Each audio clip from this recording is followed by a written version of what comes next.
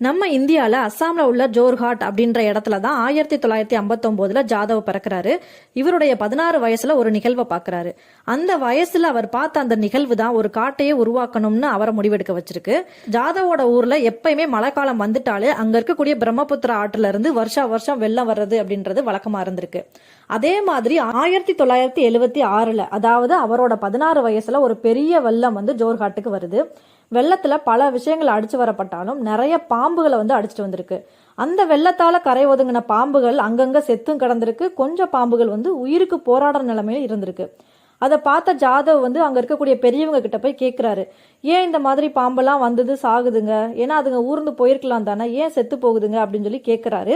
அதுக்கு அங்க இருந்த பெரியவங்க என்ன சொல்லியிருக்காங்க அப்படின்னா, நம்ம ஊர்ல தான் மரங்களே இல்லைலப்பா, ரொம்ப வெயில் அடிக்குதுல, அதனால சூடு தாங்காம இந்த பாம்புகள் எல்லாமே இறந்து போகுது அப்படின்னு சொல்லிட்டு சொல்றாங்க. அப்ப இந்த உலகத்துல மரங்களே இல்லாம போச்சுன்னா மனிதர்களோட